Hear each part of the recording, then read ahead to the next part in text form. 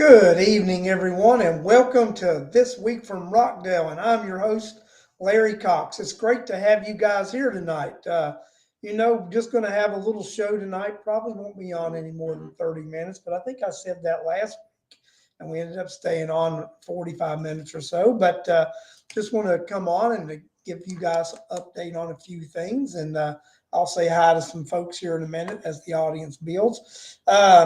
Just want to let you know that we had a good week this week as far as the campaign stuff goes and filing.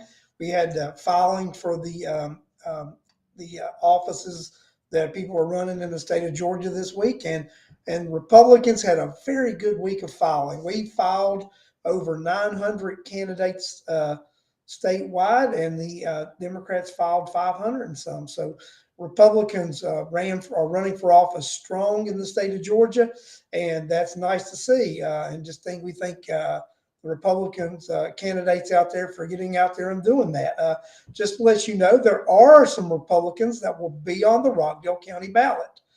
We will not have anyone running in the post-2 election, but in your primary, you will have a candidate running in the Senate 43 Republican primary and the House District 95 primary.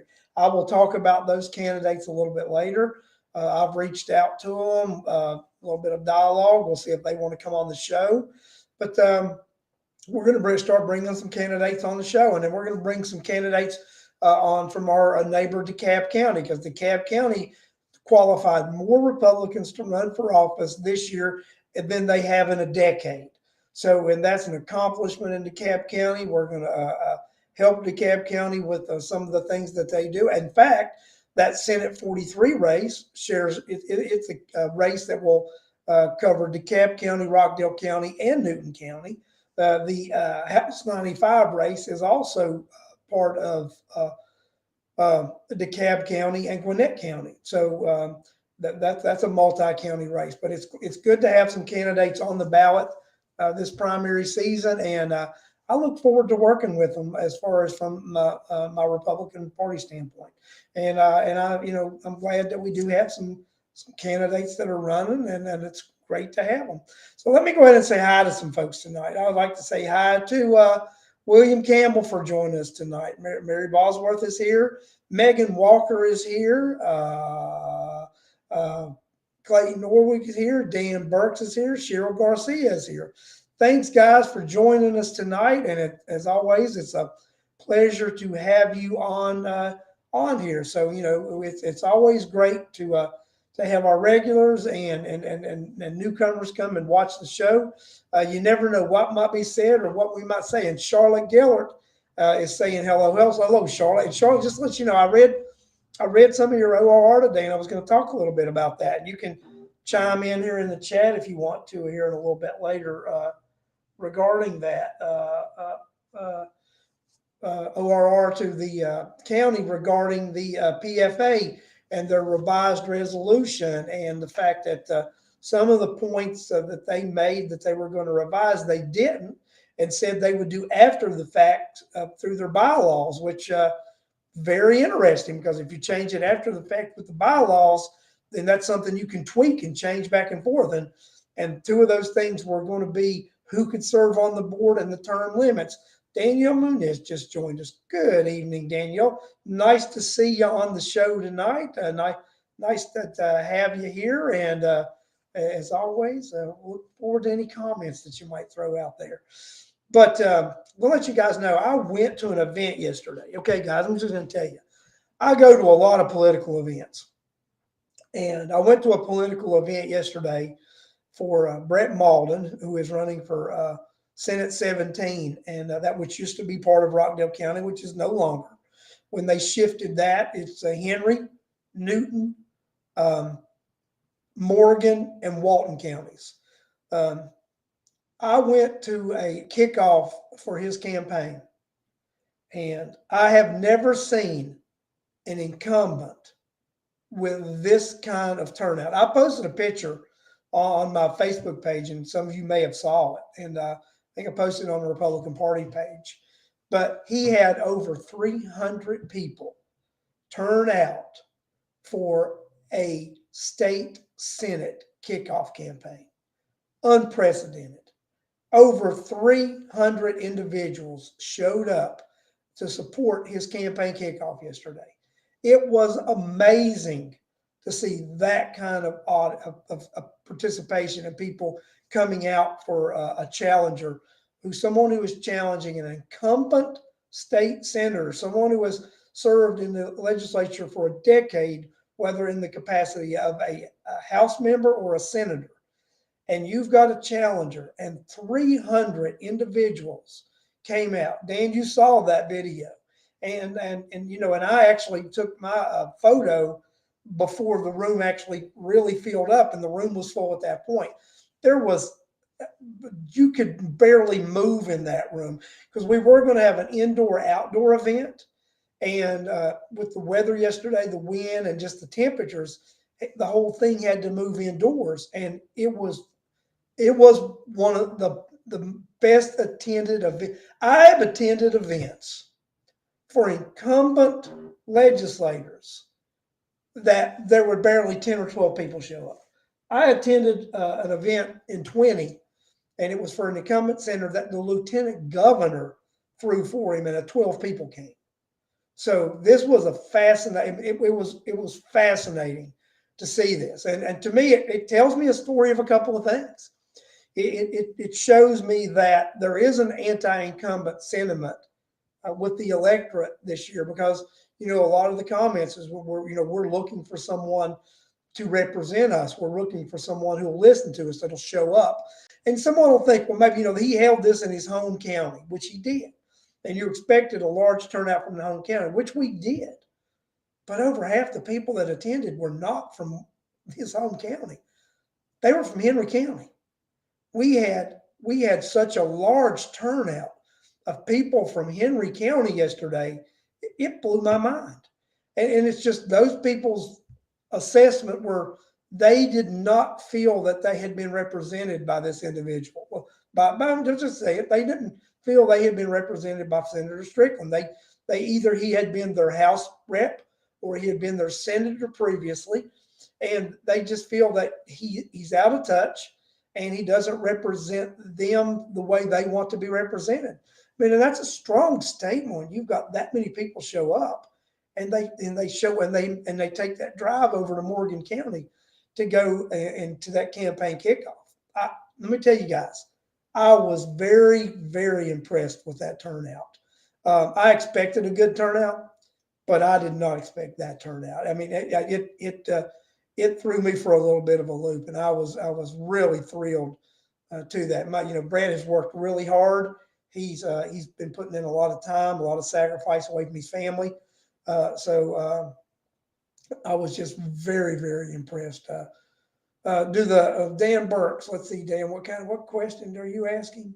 Do the voters know how he didn't vote on Senate Bill 202? That's some of the thing about Henry County. The Henry County voters do know that he initially walked on the voter integrity legislation. A lot of the Henry County people do know that Senator Strickland didn't believe anything occurred during the 22 election. That's what he said at the time. He's changed his story a little bit now, and he talks about them possibly being voter irregularities. But at the time of the election, he's one of those guys that said one of the securest elections we've ever had. But over time they shift. And then the Rivian issue. There have been some false reports out of the governor's office that 4 out of 5 people in that area supported the Rivian. I would dare anybody to go and ride over there in Morgan and Walton, where that Rivian plant is going to be built in that vicinity, and just look at the signs. Look at the outrage of the community there of how many people oppose that. And that's where I get frustrated is, the joint authority over there that was supposed to be in charge of it, they withdrew themselves from it, threw it over to the governor's office to take charge of that. The governor's office is going to actually do eminent domain over some properties there, and they're going to throw some people off their property, and then they're going to sell that, and they're going to bypass the local people over there and just say, hey, we're going to do this anyway, whether you want to or not. The governor actually put a statement out the other day and said, uh, we're going to do this whether you want it to or not. Let's see, Clayton, what does Clayton say here? What do you attribute the unusual high turnout to? And, Clayton, that's what I'm talking about. I attribute it to the fact that even though Senator Strickland has been a senator for X number of years, he's somewhat been an absentee senator. I mean, he's carried a lot of the governor's legislation, but, and don't get me wrong, I like Brian personally. Brian represented Rockdale County, and he did some things for Rockdale County, and such. But even in his home county, I mean, they're not happy with him right now, and it was because he'll when you email his office, you get this little email says volume is high right now. But I'm going to tell you is email him when he's not in session. You get the same email. And most of the people that I've spoken with, they don't hear back from him. They hear back from an admin if they're lucky, and he never returns. He never gets back with them. I mean, I understand it's family man, got a law practice and such, but your Senate duties, they have to take a priority sometime, and they need to rank up there. So I attribute the high turnout to Brett Malden's campaign yesterday to the fact that people are looking for a change, that people are looking for someone different to represent them. I mean, I'm a term limit guy. I believe, that you shouldn't take a seat and run there forever and think because, you become stale, your ideas become stale. After you've been in the state legislature 10 years, it's time for you to move up or move out. You need to run for a higher office or you need to step out of that position. That's my personal take on that. And I don't, and that's even for the candidate that I'm supporting now. I wouldn't support this candidate being in office, more than 3 or 4 terms because it's long enough. And that's my opinion about it. That's the way I feel. But I just want you guys to know. I mean, I was extremely impressed with that turnout at that, and just look forward to this election and this campaign. I also want to let you know locally, we did have 3 candidates that qualified for the post 2 Board of Commission seat. We had incumbent Doreen Williams, and we have 2 challengers. We have Renee Simpson, who ran for a Board of Commission post 1 2 years ago, and then we have Efat Walker, who qualified to run for this post this year, and then this is the post 2 position. So we have incumbent Doreen Williams, we have challenger Renee Simpson, and we have challenger Efat Walker. Then we have the Board of Education, and we did have post 1, which was by Sandra Jackson's seat, and she filed and no one filed against her, so she's going to run unopposed. So she will get her seat back. And then we had post 2, which was the unexpired term that was being filled. So no one filed in that to keep it. So we have 3 challengers vying for that seat. One of them is a former Board of Education member. So here we are recycling the old folks again, and that's Tony Dowdy running for Board of Education again. We have Tommy Plummer, and a lot of you guys out there probably might know Tommy Plummer. He's a well-known figure in Rockdale County. And in the past, when we've had debates and such, Tommy's run the timer, and he's been really hardcore with that because if you go over, he will buzz you and let you know you're taking too long. So the only damn thing about it when we're having debates this year, Tommy won't be able to run the buzzer and make people stick to their time limits. And then we have Janie Jones, and she's a local activist who has a social media page that she runs some stuff on. So we do have 3 individuals running for the Board of Education. And I was going to let you guys know we are also the Republican Party, or we have ballot questions that we're going to put up. And I want to see if I can actually do some stuff here and try to share them with you, because sometimes I can do that kind of stuff. Let me see. Share screen. Let's see.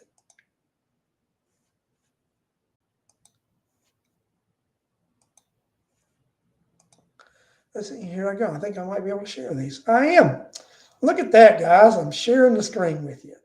So, the ballot question number one will be: do you believe the Rockdale County Board of Commissioners should expand from a 3-member board to a 5-member board? And the answer is yes or no. All of these have to be yes or no questions. Question number two: do you believe the members of the Rockdale Board of Commission should be elected by district? And the answer will either be yes or no. Number three: do you believe the Rockdale County Board of Education should replace Terry Oates as school superintendent of Rockdale County? Do you see that right there? Look at that. Do you believe the Rockdale County Board of Education should replace Terry Oates as school superintendent of Rockdale County? Yes or no? Now, this is going to be on the ballot for you to actually answer yes or no. Number four: if Rockdale County would build a new courthouse, do you agree with the building at Parker Road by using SPLOST funds for $140 million? Now, that'll be yes or no. Five: if Rockdale County would build a new courthouse, oh, typo there. I turned one in without a typo. Do you agree with building in Old Town Conyers by issuing bonds with a price tag of over $150 million? Yes or no? Six: do you believe senior citizens 75 and over should be exempt from Board of Education property taxes? So, guys, what do you think about that? We're, asking these questions on there for these to uh, for our citizens to answer. I'd like to have some comment on here if you guys could. I mean, what do you think about us asking those questions? It's been a while since the Rockdale County Board has the Rockdale Republican Party has asked any questions. So we felt that we were going to be yeah, that's 100% exempt to 75. Yep, Charlotte says 100% exempt to 75. So they are going to present a $50,000 exemption, which will go on the ballot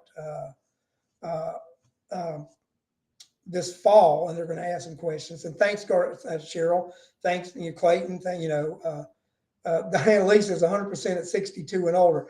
Diana, I agree with you 100%. That I think at 62 we should start it, and we should graduate it to 75. I think it should be started about 50% at 62, and then give you a percent.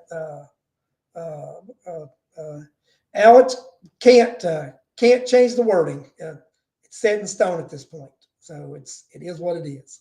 Turn the paperwork in. So that's how it goes. So. But they will be loans or bonds, so they'll be one or the other. They'll issue bonds for the loans, or they'll be loans. But it's still $150 million. But that's what it'll be. But I think first group of questions we've asked in a long time. They will automatically. I'll go down here to this one. Great questions. Will they automatically appear on the ballot, or can we? Can any other? No, they will automatically appear on the ballot. No one can oppose them as long as we. The typo is on this, Alex. It's not on the original. So because it was corrected, this was the one that was on here. So just to let you know, and I'd said that the original that was turned in didn't have the typo. So,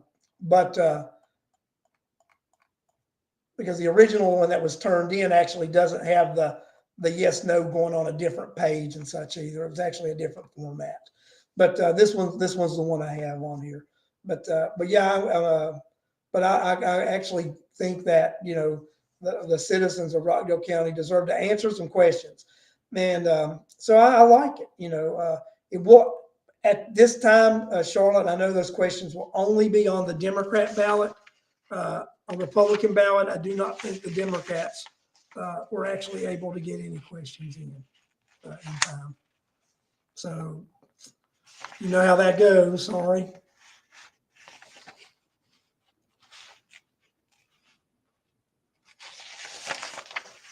So we got our stuff in, certified everything, and we had to have that posted by 2:00. But they were still there and they were discussing it. And they had a half hour to do something. And Dan and I left because when you do this, the chairman and the secretary are required to sign these and have them notarized in front of the Board of Elections. So we signed them. Uh, Diane, I'm gonna go ahead and put Diane's question up here. Why not both parties? It's up to each party to turn questions in. So the Democrat Party decided that we were going to turn. The Republican Party decided we were going to turn these questions in, and it's up to the Democrat Party to decide whether they want to turn questions in or not. So the Republican Party had made a decision a few weeks ago that we were going to make sure that we did turn ballot questions in. So these are ballot questions that we made sure we turned in. And anybody that is a Democrat, talk to the Democrat chair about that. And next time we have a primary, make sure that they turn questions in, because it's something that you can do to gauge what the population, what the people feel about something. So it's a good way to Clayton. It took the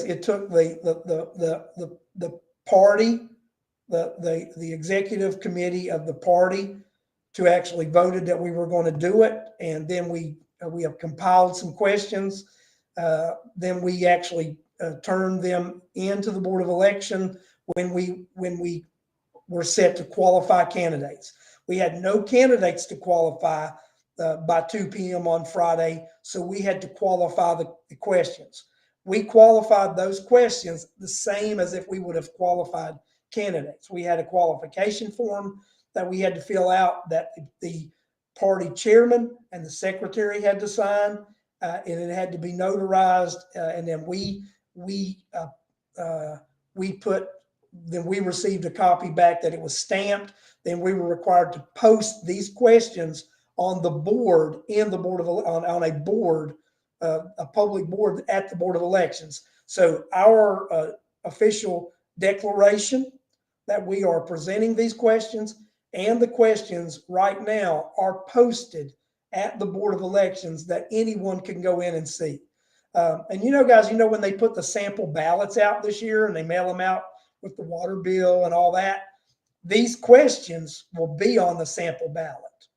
So people will be able to see these questions in advance. And when you get the emails, when they'll email you these sample ballots, and we'll do that in the Republican Party, we email the sample ballots out of the Republican ballot.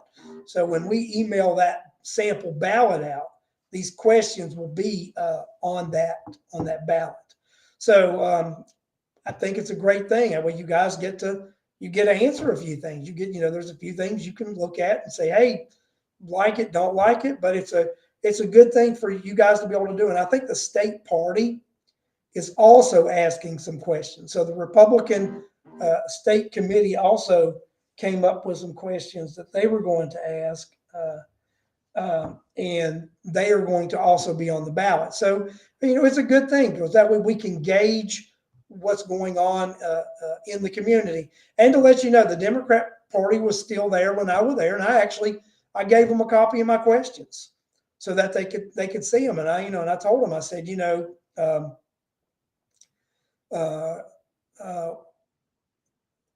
that these are the questions that we're going to present. And I said, you guys still got about 45 minutes. You can actually do some questions if you want to.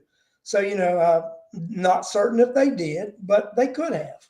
They could have actually turned in some questions if they wanted to. So, don't know if they did or not, but they could have. So, I find it interesting. That this is what we do.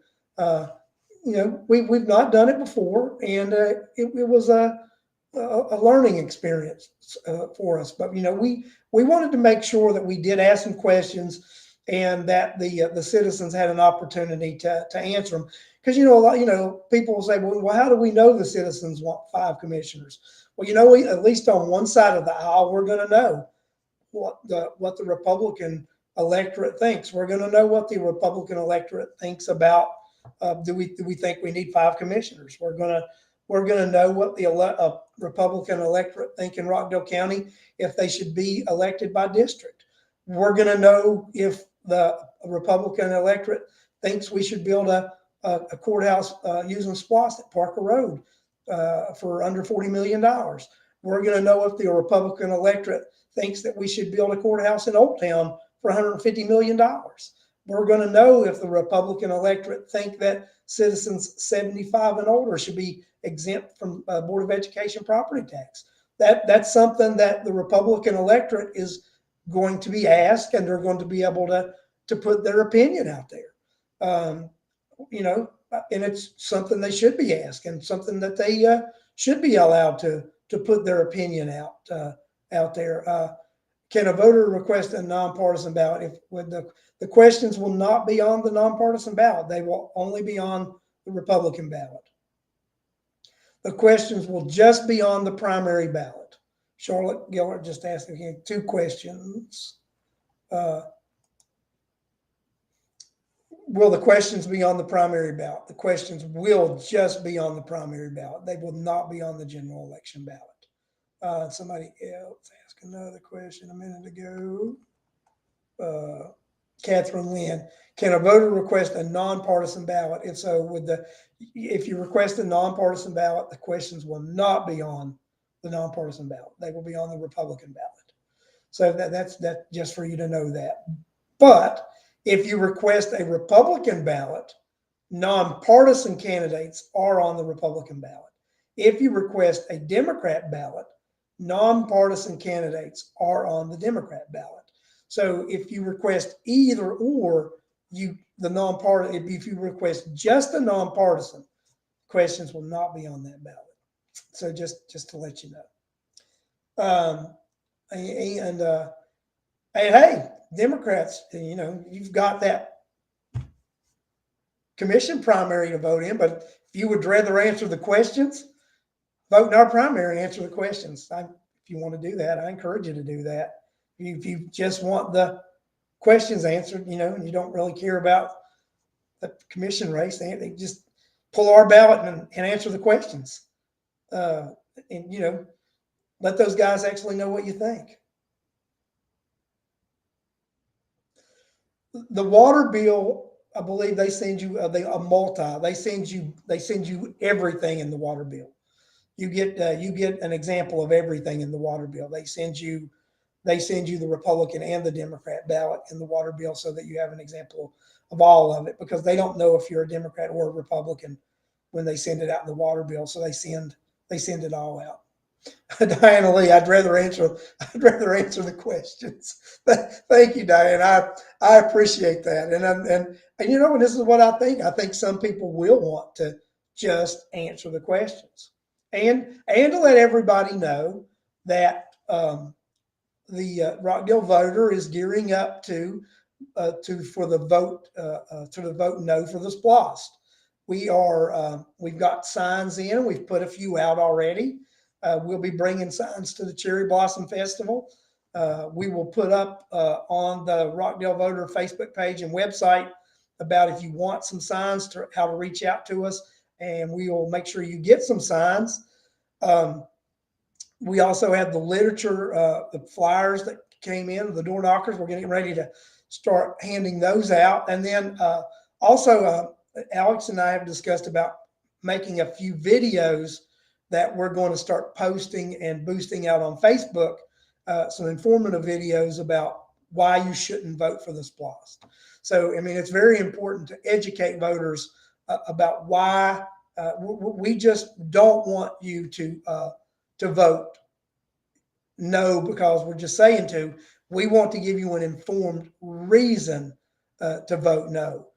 We want to actually be honest and truthful with you about what damage voting yes for that SPLOST will do, and how voting no will help you in the long range by taking that option off the table right now. And the county will be able to introduce the SPLOST in a year. I won't read what Alex says here. it's important to, if Democrats do cross over and answer the question, it's important that they let Democrats know, because the BOC won't pay any attention to Republican ballot questions unless they know Democrats intentionally crossed over to answer the question. And I agree with that, Alex. And, it also, I think we would be able to tell by the numbers if Democrats crossed over to answer the questions, because we would have a number that we would be able to calculate by past governor primaries of what should be voting, and I would expect no more than 4,000, 4,500 Republican primary votes to be cast in this primary vote. Maybe a little higher because of the governor's race. I mean, we could see it over 5,000. You usually have a very low primary, and even with the Democrats, with them not having only that countywide contested, no statewide contested stuff, all those guys running unopposed, I look for the Democrat primary to be very low turnout. So you're looking 10 to 12,000 probably total primary. And if the Republican primary vote is higher than the Democrat primary vote, then that will definitely tell you that Democrats crossed over to answer questions rather than vote in the primary, because the local the local commission race is the only thing they'll. Yes, Alex, that is possibly true. They may let them fill out both in today's times. That's good. Somebody actually sent me a message and said, when we were talking about some voter integrity stuff and whatever, they said, "Well, have you guys not been paying attention to the last year and a half?" And it was a pretty funny post they put out there. But yeah, Alec makes a point. Yeah, they may just let you vote in both of them if you ask and say pretty please and put a cherry on top. Don't know. I doubt so, but it could happen. But yeah, if more Republican votes are cast in the Rockdale primary, then that will be an indicator that some Democrats, a good portion, crossed over to answer the Republican Party questions. But I think it's going to be a good election cycle for us. I think with me seeing, like I tell you, the Brett Malden event that was held yesterday was crazy. I have never attended an event for an incumbent that was attended by that many people. It was crazy. They expected several hundred people, and they've got, a large number of people had RSVP to attend. After the 300 and some people attended,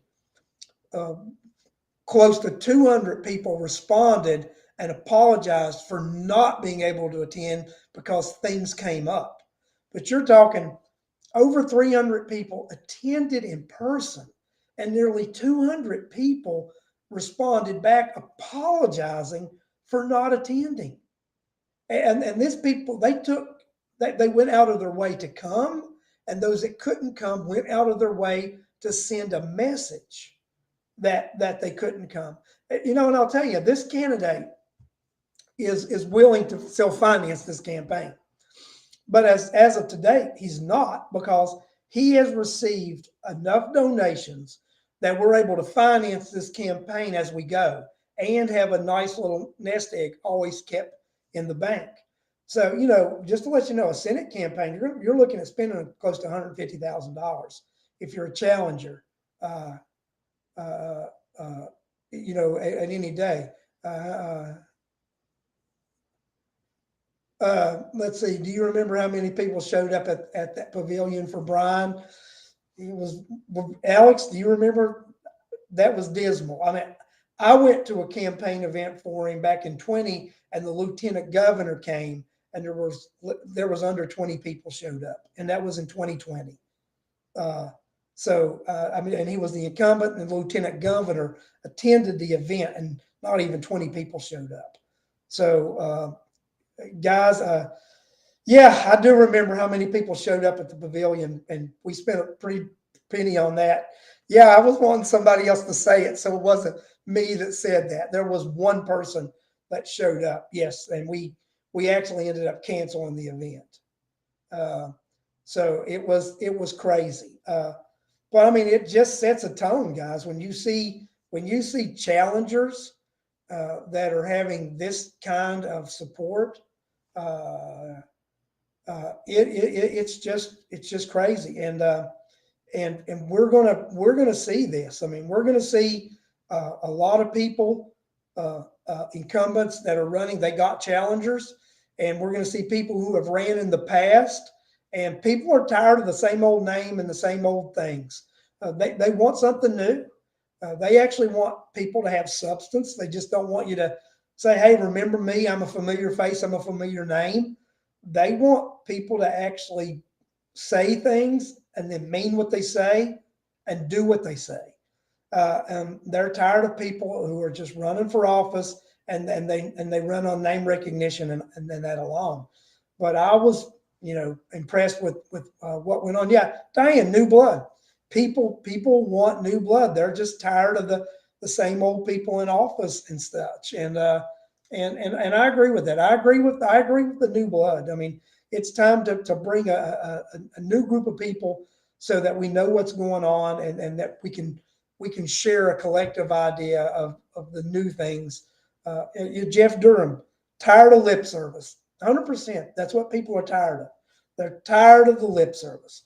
And for me, I know that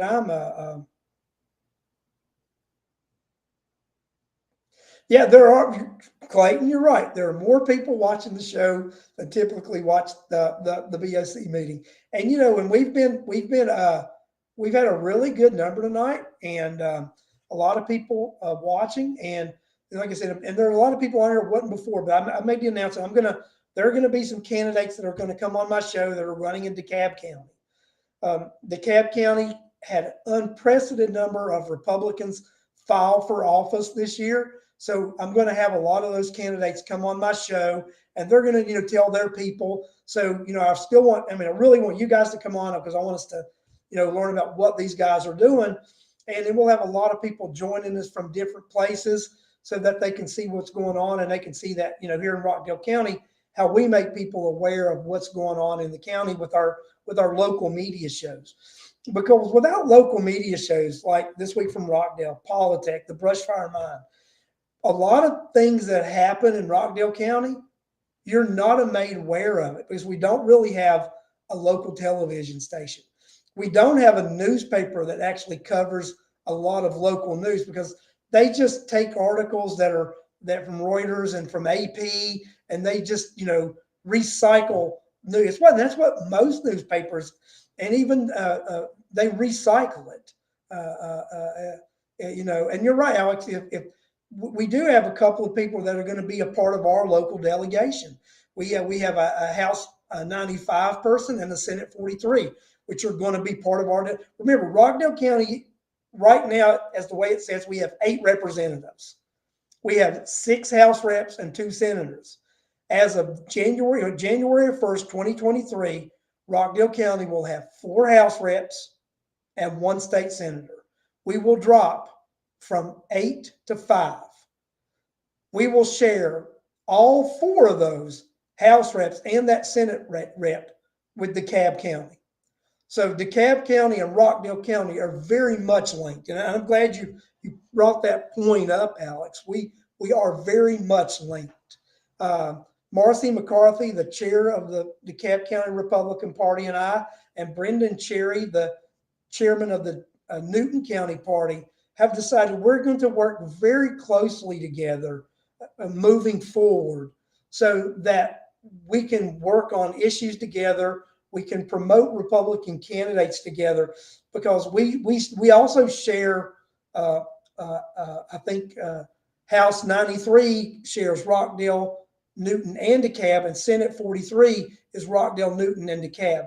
House 95 we share with Gwinnett County and DeKalb County, and then House 91 we share with Henry County and DeKalb County, and House 92 is only DeKalb County and Rockdale County.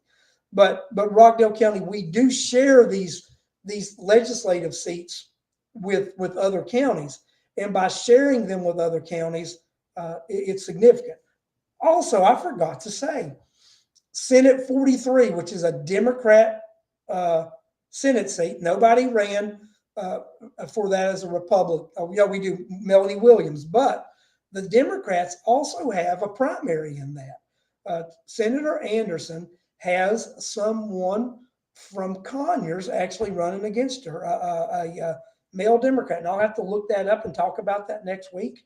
But there is a Democrat from Conyers, Georgia, running against Tanya. And I'll tell you what's interesting about that. And a lot of people aren't aware of this, but Senate 43, the heart of Senate 43 is Rockdale County. If a primary candidate carries Rockdale County, they will carry that election because Rockdale County is that. Diane, Billy Boyd Cox, is she running in 113? Because 113 will no longer be part of Rockdale County. 113 was moved totally out of Rockdale. So is that Billy Boyd? Is she in 113? I think she may be. She's running against Anderson, Henderson. So so Miss Cox is not in Rockdale any longer. That district was districted out. So that will be just in Newton County, and she will be running against Sharon Henderson, the incumbent of 113. Yes, that'll be Sharon Henderson in 113, and that will not include Rockdale County. 113 is not in Rockdale County anymore, as well as 114. 114 is not in Rockdale County anymore, and that was Lewis Ward, who had defeated Dale Rutledge a couple of cycles ago. So, like I said, three of the House, two of the House seats and one Senate seat. 113, 114, and 17 are no longer in Rockdale County with redistricting. So that'll be it'll be interesting to see what happens with this as these challenges occur. But I will be interested to watch the Democrat primary for Senate 43, because if that Rockdale County citizen is able to run a really good campaign in Rockdale County, get people to realize that Rockdale County, because that is when we look at that district at the end of the day, guys, it's a 70-30 district. The Democrats should, in the general election, easily win that district. So that means the winner of the Democrat primary should easily win the general election. If the winner of the Democrat primary wins Rockdale County, they will be the Democrat nominee. And that's the danger when you are in a multi-county district and you come from the smallest part of the district and someone from the largest part of the district challenges you. If they can get name recognition and get momentum in their county, they can easily take you out. It is difficult to beat the individual that is from the heart of any district where you have to carry the majority vote. And Rockdale County is the majority vote of Senate 43, if people weren't aware of that. I just want to make the voting public aware of the fact that Rockdale County is the center of the vote, the heart of the vote for Senate 43. So it will be interesting to watch that Democrat primary race. I got a text here. Wondering if one of the people. Nope, wasn't anybody doing that. It was a work thing. But I think we've got some interesting things to watch. We still have the Purdue campaign that needs to reach back out. I didn't try reaching out to them about them wanting to come on the show. They had asked about that last week when the senator was at the Rockdale Republican Party meeting.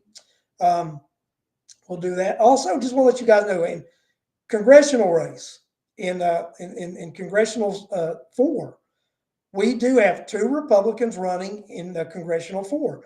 We have Saria Ivy and we have Jonathan Chavez. Jonathan Chavez lives in Rockdale County. He lives in Conyers. He is a 23-year Air Force veteran, and he has a master's degree from Harvard University. So, Saria has a degree, and she lives, I don't think she lives in the 4th district, but that doesn't matter anymore. I think she lives in Gwinnett County, just right outside the district from DeKalb. But she did live in the district, I believe, before they realigned the district. So, but yeah, it'll be interesting there too, as we've got a Rockdale County person running for a congressional 4th district. So we'll see how that pans out too. And these candidates we're going to have come to the Rockdale Republican Party meetings, and these candidates have all shown interest of coming on this week from Rockdale. So I think we're going to have an interesting election cycle. We're going to have a lot of people come on, and and if the local candidates ask to come on the show, I'm going to let them come on the show. If you want to come on, just reach out to me, ask to come on the show. We'll schedule. We'll make time, and if more people ask than what we have air dates, then we'll do something similar to what Alex and I did a few years ago, which we added air dates. We'll air times. We may come on at 7 and 8, or we may come on the day before to accommodate candidates wanting to come on the show. So, but if you are a candidate and you're listening, or if you are a supporter of a candidate and you would like your candidate to come on the show, reach out to your candidate and have your candidate email me at this week from Rockdale at gmail.com, or they can call me. If you don't know my number, 678-524-6159. I'll actually type it up here. I don't hide from anybody. 678-524-6159, and I will be glad to schedule you on the show. I think it's going to be interesting times. I'm looking forward to this election. I'm looking forward to the things that we're going to have going on, and we're actually the Rockdale Voter is going to attempt to put a forum together. We've already asked Mr. Alex McDonald if he would moderate, and he said he would. So the Rockdale Voter is going to put on a forum, and not only will this forum we invite candidates, but you all know that the SPLOST is going to be on there. It's a yes/no. So myself and Ken Holmes will represent the no, and we will invite some people from the SPLOST if they want to represent the yes. So we will give time to a ballot question. And I think that's going to be an interesting thing, to give time to a ballot question for a forum, because it's something that needs to be done. Don't think we've ever done it before, but we're going to do it this year. The Rockdale Voter, part of the Rockdale Voter Forum, will include the SPLOST. So you heard it here first. Now that you've heard it, I'm going to let you guys all go for the evening. I want to thank each and every one of you for joining me tonight. As always, it has been a pleasure for me to discuss issues and Rockdale County with you. It will be a pleasure for me to continue this. I look forward to bringing the guest on the show, and I look forward to your input. As always, thank you and good night, and I can't wait till next week.